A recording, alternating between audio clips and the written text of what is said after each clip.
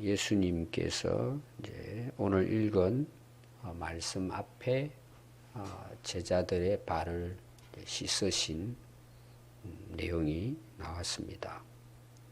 근데 오늘은 예수님이 그 제자들의 발을 다 씻기신 후에 옷을 입으시고 앉아서 제자들에게 가르치신 말씀입니다.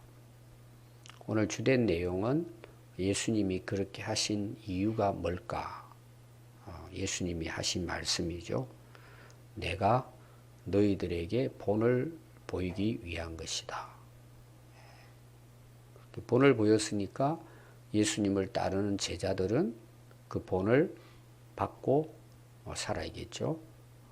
그래서 내가 본을 보이신 것은 너희들이 그대로 행하기를 원해서이고, 또 이어서 몇 가지 나오는 내용이 뭐냐면, 결론적으로는 내가 오늘 너희에게 전하는 이 말이 결국은 나중에 가서 그것이 사실인 것을 알게 될 것이고, 내가 메시아인 걸 그때는 확실히 알 것이다.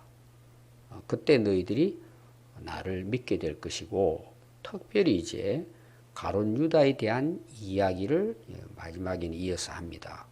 가룟 유다를 통해서 예수님을 팔게 될 것에 대한 이제 미리 예언을 한 것이죠.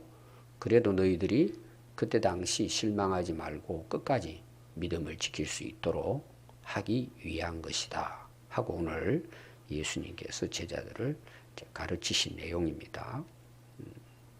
그래서 그게 먼저 시작이 12절에 보면 내가 이 행한 것을 너희들이 알고 있겠느냐. 앞에 내용이죠. 제자들을 씻어주신 그런 내용입니다. 지금 내가 행하고 있는 이거를 너희들은 왜 내가 행하는지 알겠냐. 이런 내용이에요. 여기에는 기록은 되어 있지는 않지만 예수님이 이렇게 질문하신 이유가 있어요. 단순히 그냥 본을 보인다 이런 의미보다도 아래도 이제 그 부분이 나옵니다.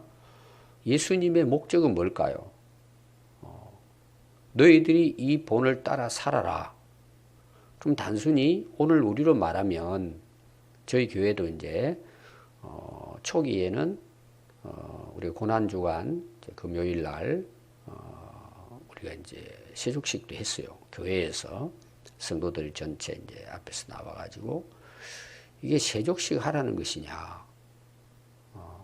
세족식도 의미가 있는 거죠. 근데 예수님 앞에서 이제 그 제자들의 몸을 발을 씻어 주셨잖아요. 그럼 예수님께서 그 제자들의 발을 씻기는 것을 본받아서 또 다른 사람 발 씻으라 이런 차원으로만 이야기했을까라는 거예요. 그래서 오늘 12절 말씀은 그 안에 들어있는 내용이 있단 말이에요. 예수님 제자들의 발을 씻기고 너희들도 본이 돼서 씻겨주라고 이야기를 하잖아요. 그럼 왜 씻겨주라는 것일까라는 거예요. 여기에는 무엇과 관련되어 있느냐 하면은 예수님 제자들을 섬기셨어요. 발을 씻겨주셨습니다. 그래서 앞에 내용에서 우리가 예수님 말씀했잖아요. 너 몸은 다 깨끗한데 너희들 아직 발은 이 세상에 있는 동안 더럽다. 그럼 몸을 전체 씻겨주셨다는 말은 뭐예요? 우리를 죄에서 예수님께서 완전히 우리를 죄에서 구속해 주신 것에 대한 말씀이에요. 그럼 우리가 예를 들어서 안 믿는 사람들을 우리 믿는 사람들이 섬기잖아요. 봉사를 하고 뭐 선한 일을 하고 도와주고 어려운 사람들. 그럼 그 자체가 섬기는 거냐는 거죠. 자, 예수님이 우리를 섬기는데 어떻게 섬기셨어요? 그냥 세족식으로 발만 씻었어요? 몸을 내주셨잖아요. 십자가에 못 박해 우리의 죄를 대속하기 위해서 돌아가셨어요. 우리의 모든 죄를 대신해서 예수님께서 대속의 제물이 되신 거예요. 단순히 우리가 발 씻겨주고 뭐 이렇게 몸을 씻겨주고 이런 차원이 아니라 예수님은 우리를 죄에서 속하기 위해서 예수님이 자기 자신을 어린 양과 같이 희생해 주신 거예요. 그러니까 우리가 남을 섬기고 봉사하고 또 헌신하고 이 모든 것들은 그 자체로만 끝나버리면 뭐예요? 이거는 그냥 복지예요, 복지. 세상에서 말하는 사회복지예요. 교회는 사회복지하라고 있는 곳은 아니에요. 그렇게 해야 되는 세상을 섬기고 하는 이유가 뭐예요? 그걸 통해서 진정으로 그들이 예수님께 돌아와서 예수님을 믿음으로 그들이 정말 죄 사함을 받고 예수님이 우리를 위해서 십자가에 흘리신 보혈의 능력으로 그들의 죄가 완전히 사함받아서 구원에 이를 수 있도록 하기 위한 섬김이에요. 두 가지 다 의미가 있는 것입니다. 그래서 예수님이 너희들 내가 이렇게 한 걸 왜 한 줄 아느냐? 그래서 오늘 아래 내용은 너희들 행하라고 본을 보인 것이고 또 다른 의미에서는 너희들을 확실하게 믿도록 앞으로 하기 위해서 내가 오늘 이런 것들을 행하고 또 가룟 유다를 통해 가지고 나중에 너희들이 내가 한 말이 뭔지 알게 될 것이고 나를 확실히 그 믿음에서 실망하지 않고 살아가게 될 것이다. 이게 이제 오늘 전체 내용입니다. 그러면서 이제 거기에 대한 설명을 하는 거예요. 13절에 보니까 너희가 나를 선생이라고 하고 주님이라고 지금까지 따라왔다. 너희들 잘한 것이라는 거예요. 이 세상에 온전하고 완전한 스승은 한 분뿐이에요. 예수님 뿐이에요. 최고의 스승이죠. 왜 최고의 스승일까요? 예수님은 가르치는 데 있어서 하늘나라 복음을 전하잖아요. 생명의 복음을 전하잖아요. 세상에 수많은 제자들이 그 스승들이 있죠. 그 당시로 보면 뭐예요? 철학자들이죠. 현자들이라고 이야기합니다. 그리고 또 종교적으로는 바리새인, 서기관, 하나님의 말씀을 전하는 자. 근데 그들은 다 뭐예요? 그걸 가지고 오히려 사람들을 괴롭히잖아요. 정죄하고 죽이고 예수님까지 죽이잖아요. 근데 진짜 살려내는 생명의 스승은 예수님 뿐이죠. 예수님은 그런 스승이시고 또 하나는 주이시다. 주인이라는 거예요. 이 세상 모든 것을 주관하시는데 왜 예수님이 주인이실 수 있어요? 창세기 1장에 요한복음 1장에 나오잖아요. 예수님이 세상을 창조하신 분이에요. 자기 소유예요. 우리가 예수님에 대해서 고백할 때 우리가 주님이라고 고백하잖아요. 그 안에는 다 포함되어 있어요. 예수님이 세상을 창조하신 분, 이 세상 모든 소유권을 가지고 계신 주인이고 또 뭐예요? 모든 것을 다스리시는 주인이에요. 주권자이시죠. 근데 그분의 가르침은 뭐예요? 최고의 가르침이죠. 우리에게 영생을 주는 진리의 말씀을 가르친 분이다. 그래서 제자들은 이것을 예수님 앞에 고백을 하는 거예요. 예수님을 랍비라고도 하고 또 주님이라고 하고 그렇게 그들이 고백을 하죠. 그래서 베드로 같은 경우에는 예수님 물어보잖아요. 너희들 나를 누구로 하느냐 했을 때 뭐예요? 주는 그리스도시요 살아계신 하나님의 아들입니다. 그 고백을 했어요. 제자들이. 그 올바른 고백이죠. 그러면 너희들이 나를 선생이라 하고 주인이라고 너희들이 믿고 따른다면 14절이에요. 내가 주와 또는 선생이 되어 너희의 발을 씻었으니 너희도 서로 발을 씻어주는 것이 옳으니라. 자, 이 말의 시작이 어디서부터 시작됐다 그랬죠? 앞에 제가 그 말씀 이야기 드릴 때 이야기했잖아요. 이 앞에 내용이 요한복음은 빠져 있어요. 그게 뭐냐 하면 예수님만 안 계시면 자기들끼리 싸우는 거예요. 높은 자리에 앉기 위한 거죠. 누가 크냐, 누가 높냐. 그 자기들끼리 다투는 거예요. 어떻게 보면 뭐 권력을 위한 쟁탈전이죠. 예수님 때가 곧 오는데 미리 자기들끼리 뭐예요? 각축을 하는 거죠. 서로 높은 자리에 올라가려고. 그렇게 막 이제 다투고 있을 때 예수님이 이제 이 만찬을 하시면서 행하신 그런 내용이죠. 그럼 나는 뭐냐? 나는 주고 나는 스승인데 뭐예요? 너희들이 발을 씻기지 않느냐 이거예요. 그런 제자들에게 예수님께서 본을 보여주셨다. 이런 내용입니다. 그러니까 바꿔서 말하면 뭐예요? 당연히 제자가 스승의 발을 씻어줘야죠. 종이 주인에게 순종해야죠. 주인의 뜻을 따라야죠. 당연히. 그런데 그 주인이 그 제자들의 발을, 종들의 발을 씻겨줬다는 거예요. 너희들도 이렇게 살아라.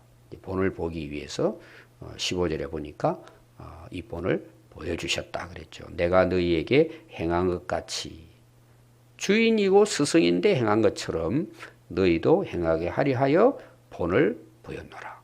그럼 예수님이 단순히 발만 씻겨주는 본을 보였을까요?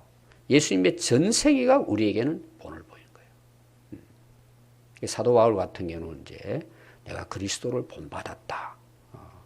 우리 신앙인들의 삶은 뭐예요? 자, 우리가 예수 믿고 구원받았습니다. 근데 우리가 하늘나라 이제 완성될 때까지 이 세상에 우리 삶이 뭐예요? 계속해서 훈련이에요. 어제까지 했다고 오늘 아니에요. 우리는 완전할 수가 없어요. 주님 나라 갔을 때요. 이게 영적 전쟁이 있는 거예요. 계속해서. 끊임없이 뭐예요? 예수님을 본받고 살아야 돼요. 그럼 예수님 본받는다는 말은 다른 말로 뭘 같아요? 예수님 따라가는 거잖아요. 예수님의 삶을 따라가는 거잖아요. 따라가기 위해서 우리가 해야 될 조건이 있잖아요. 자기를 부인하고 자기 십자가를 지는 거예요. 이게 계속되는 거예요. 계속. 어제까지 했어도 오늘 우리는 뭐예요? 또 세상으로 빠질 수 있어요. 항상 우리 삶은 그래요. 그러니까 그 중생을 하고 난 이후 성결의 그 삶은 계속 싸우는 거예요. 영적으로. 계속해서 싸우고 다 하면 어때요? 사실 이 세상에서는 끝이 없어요. 중요한 건 뭐예요? 계속 싸우는 거예요.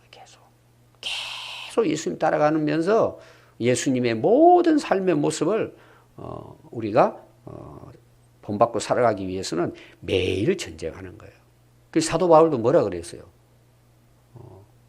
자기는 날마다 죽는다는 거예요.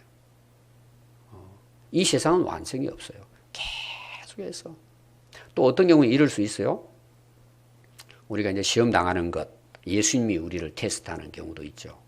그리고 또 세상에 어려움이 있잖아요. 고난도 있고 실패도 있고 좌절도 있고 이런 일들이 얼마나 많아요. 또 몸도 아프고 막 고난이 오잖아요. 근데 그 고난이 결국은 우리가 그 자체는 힘든 일이지만 시간이 지나다 보면 어때요? 그 예수님을 본받는 하나의 계기가 되는 거예요.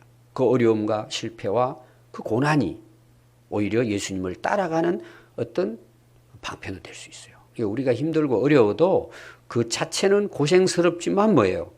예수님을 따라가는 데 있어서 또 내 자신에게 유익이 되는 거예요. 그렇게 해서 우리는 계속 뭐예요? 이 땅의 삶은 우리의 스승이시고 주님 대신 그분을 본받고 따라가는 것이 우리 그리스도인의 삶인 거예요. 그래서 지난번에 제가 얘기했죠. 중생과 성결을 여러분이 구분해야 돼요. 예수 믿었다고 구원받았다고 끝난 게 아니에요. 우리가 그리스도를 본받는 삶이 이 땅의 우리의 삶이다. 하늘나라 갈 때까지는 이 전쟁은 계속된다. 16절은요. 내가 진실로 너희에게 이르노니 종이 주인보다 크지 못하고 보냄을 받은 자가 보낸 자보다 크지 못하나니. 그러잖아요. 주인이 크죠. 당연히. 17절입니다. 너희가 이것을 알고 행하면 복이 있으리라. 자, 예수님을 본받는 삶이에요. 아니, 하나님이시고 주님이시고 그들의 스승이신데 본을 보인 거예요. 너희들이 이 내용을 잘 알고 이걸 행하면 행복이다 그랬어요. 여기 복이라고 하는 것은 우리가 외부적으로 오는 뭐 복일 수도 있어요. 뭐 소유적인 부분도 있을 수 있어요. 근데 원래 뜻이 뭐냐? 너희들이 평안하고 행복하다. 그래서 그 현대인의 성경 같은 경우에는 행복이라고 이 복을 표현했습니다. 마태복음 5장에 우리가 팔복이 나오잖아요. 그게 잘 보면 어떤 복이에요? 그거 다 소유하고 상관이 있는 복이 아니고 다 우리 자신 자체가 행복하다는 내용이에요. 그래서 번역도 다 그렇게 해서 거기도 심령이 가난한 자는 행복하다 이렇게 했어요. 공동 번역이라든지 이런 거 보면 다 행복이라고 이야기해요. 내가 행복한 거예요. 예수님 따라가는 그 삶을 살아가는 것 자체가.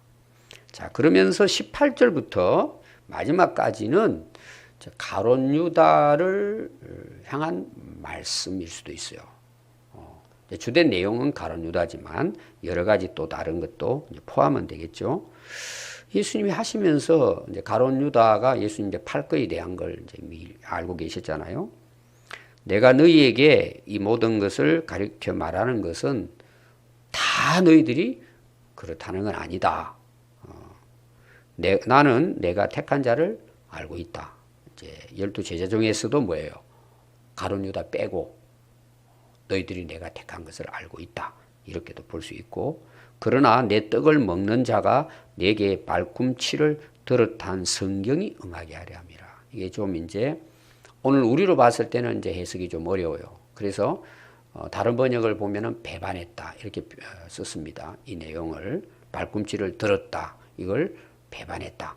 가룟 유다가 예수님을 배반했다. 이런 이제 표현입니다. 근데 왜 발꿈치를 들었다고 했을까? 그 당시 문화예요. 다른 사람들에게 이제 예를 들어서 이제 다른 사람을 그 멸시하고 비난할 때는 어떻게 하는데 그러면은 발을 들어가지고 다리를 들어가지고 발바닥을 보여주는 거예요. 그 당시 이제 그 사람들을 아주 그 무시하고 했을 때는 발을 들어가 발바닥이 더럽잖아요. 그걸 남을 경멸하는 거예요. 발바닥을 이렇게 보여주는. 그래서 여기 발꿈치를 들었다는 것은 발바닥을 보여주면서 그 상대방을 향해서 이제 그 멸시하면서 뭐예요? 배반하는 걸 이야기하는 거예요. 없는 거잖아요, 이렇게.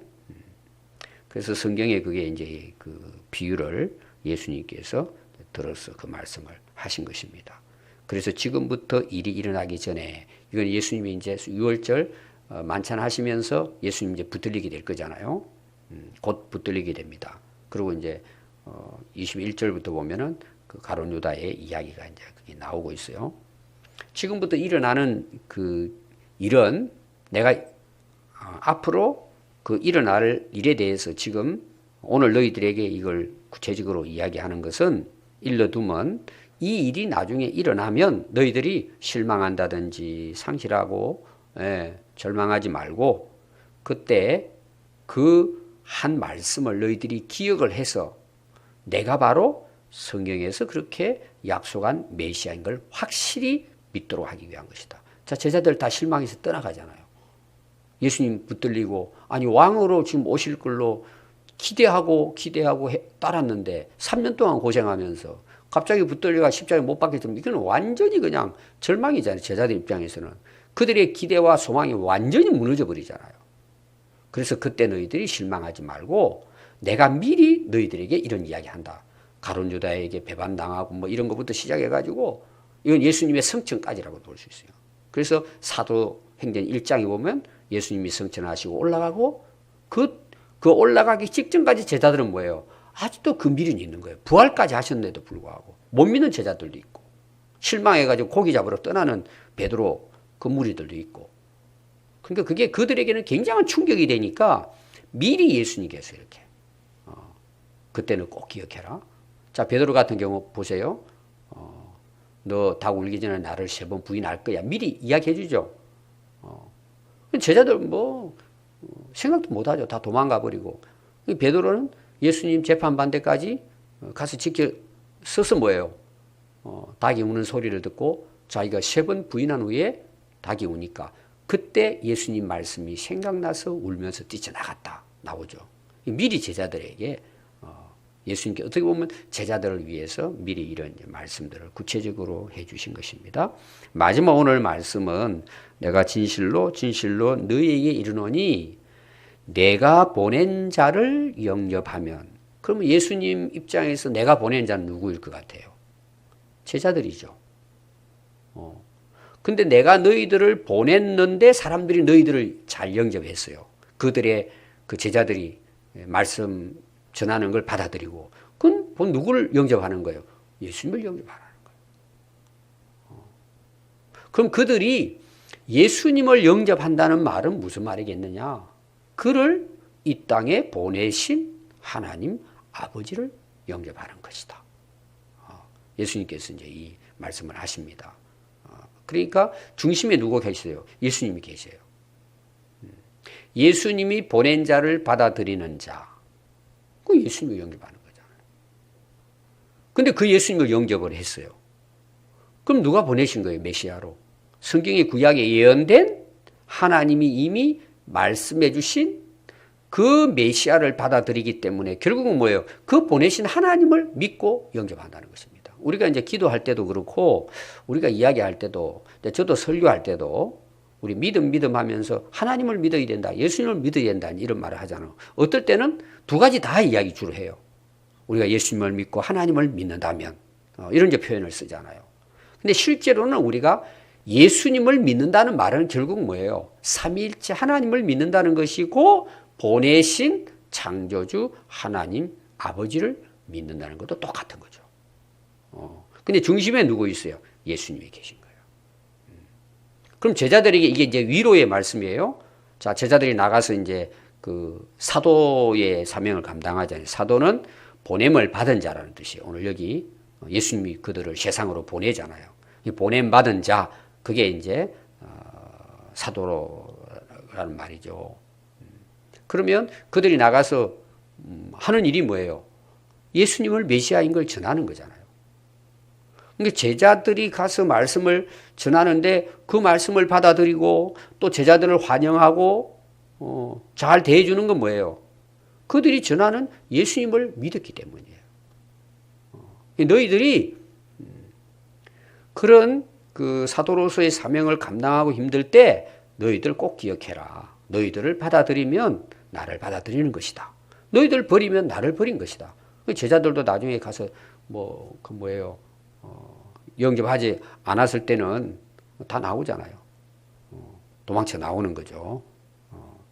그래서 결론적으로 이건 제자들을 향해서 예수님께서 미리 말씀하실 뿐만 아니라 또 뭐예요? 실망하지 말고 그들도 두려워도 하지 말고 너희들은 보냄을 받은 자로서 끝까지 그 사명을 잘 감당할 수 있기를 바란다는 하나의 격려의 의미가 이 마지막 부분에 있습니다. 자, 결론은 이걸 전부 이제 우리가 그 예수님의 이 말씀을 정리를 한 거예요. 예수님의 모든 삶은 우리가 본받고 살아야 할 삶이에요. 첫 번째 아담은 죄를 통한 인간의 죽음을 가져왔잖아요. 둘째 아담인 예수 그리스도는 우리를 살리기 위해 오셨어요. 그러면 하나님께서 예수님을 보내주신 건 뭐예요? 그를 우리를 통해서 새로 우리가 그리스도 안에서 거듭나서 그리스도를 통해서 우리가 하나님을 믿고 살아가는 우리 성도로서의 삶을 살아가도록 예수님을 딱 모델로 보내주신 거예요. 우리의 모델은 뭐예요? 예수님이에요. 그래서 항상 우리의 삶은 예수님을 본받아야 되겠다. 그럼 예수님이 오셔서 그런 본을 보이시고 결론은 뭐예요? 십자가 희생하고 돌아가신 거잖아요. 그럼 우리가 예수님을 본받는다면 뭐예요? 우리도 예수님 때문에 복음을 위해 영혼을 살리는 일을 위해서 우리가 봉사하고 희생하는 데다가 목적을 두는 거죠. 우리가 뭘 잘해가지고 내가 뭘 인기를 얻고 이런 차원이 아니고 우리를 통해서 예수님이 하신 그 일을 우리도 하고 또 하나님께서 예수님을 통해서 인류를 구원하신 그 일을 우리가 본받고 그것을 위해서 우리가 살아가는 삶. 그게 예수님 본받는 삶이에요. 그러니까 뭐예요? 우리가 가서 예수님을 전하면 그들이 받아들이면 그거는 곧 예수님을 영접하게 되는 결론을 가지고 오는 것이죠. 그래서 오늘 우리 그리스도인의 삶은 예수님의 전 삶을 본받고 살아가는데 그 동기와 목적은 예수님이 인류를 구원하기 위해 십자가에 돌아가신 것처럼 우리도 그들이 예수님을 믿게 해서 예수님을 따라 살아가도록 하는 그런 삶이 오늘 이 땅에 살아가는 우리 그리스도인의 삶이다 하는 것을 우리가 다시 한번 깨달을 수 있겠습니다. 기도하겠습니다.